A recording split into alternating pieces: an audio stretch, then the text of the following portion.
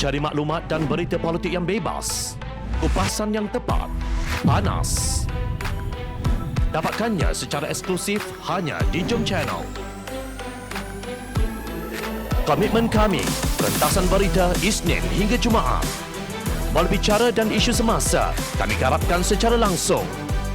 Panel-panel berkaliber dan profesional. Interaktif, pandangan anda kami raikan. Jangan lupa bersama kami di setiap hujung minggu dalam edisi khas mingguan. Jom Channel, moving forward, sharing a new experience.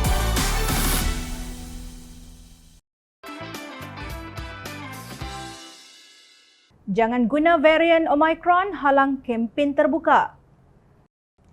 Pada 12 Mac ini, Johor akan mengadakan pilihan raya negeri. Pada masa yang sama, kita disajikan oleh Kementerian Kesihatan Malaysia KKM dengan data peningkatan kes jangkitan COVID-19, varian Omicron dan jumlah kematian 2 angka.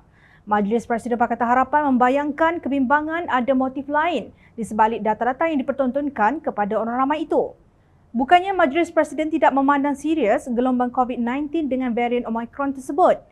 Demi memastikan keadaan ini tidak diperalatkan untuk tujuan politik, maka kerajaan harus pertimbang untuk menangguhkan pilihan raya negeri Johor.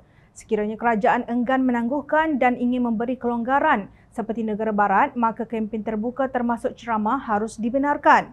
Yang pasti, perintah kawalan pergerakan penuh total lockdown tidak boleh dikenakan kerana terbukti gagal sebelum ini, kata mereka dalam satu kenyataan.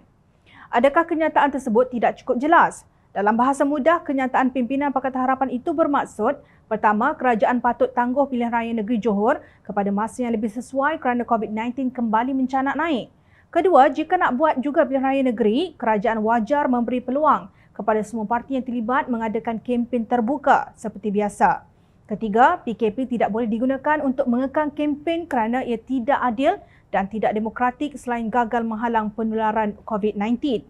Pakatan Harapan juga memberikan amaran agar kerajaan tidak menyalahgunakan penguatkuasaan saman ke atas individu dan perniagaan, tetapi sebaliknya memberi fokus kepada pendidikan dan kesedaran untuk menangani cabaran gelombang Omicron ini yang rata-rata bergejala ringan.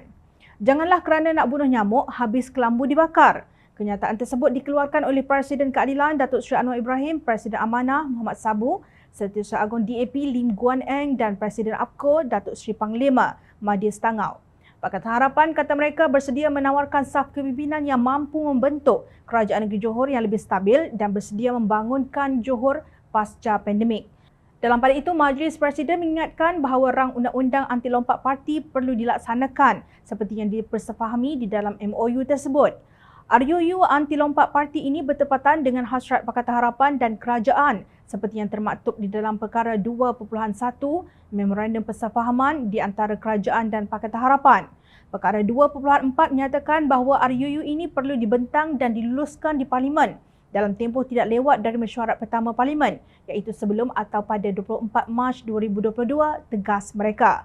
Kalau masih tidak jelas dan memutarbelikkan kenyataan Majlis Presiden, maka anda adalah seorang politikus yang sama ada tidak cerdik ataupun jahat atau kedua-duanya sekali.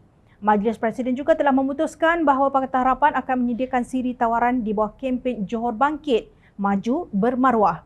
Ini merangkumi aspek pembangunan ekonomi, pemantapan sosial serta reformasi politik yang akan diumumkan sebelum bermulanya kempen pilihan raya, katanya.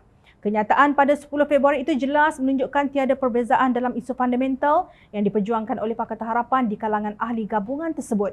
Pakatan Harapan mempertahankan konsep demokrasi berasaskan pilihan raya yang bebas, bersih dan menolak kempen yang disertai dengan unsur-unsur rasuah. Satu dunia tahu, kerajaan persekutuan sekarang adalah hasil daripada pengkhianatan ahli parlimen yang melompat. UMNO, Barisan Nasional dan PAS pula bersekongkol dengan kata-kata politik yang menjual maruah mereka demi scheme of things. Jika kalian tidak rela diwakili katak politik, turunlah beramai-ramai untuk menolak mereka. Bagi pengundi pilihan raya negeri Johor yang bekerja di Singapura, mereka cuma perlu buat permohonan secara online dengan Suruhanjaya Pilihan Raya Malaysia SPR untuk menjadi pengundi PUS. Permohonan telah dibuka pada 9 hingga 18 Februari. Tiada alasan untuk tidak mengundi. Daftarlah sebagai pengundi PUS sekiranya sukar untuk balik mengundi secara fizikal. Masa depan negara di tangan anda. Bertindaklah dengan bijak. Johor Bangkit tolak kleptokrasi, kluster mahkamah dan penunggang agama.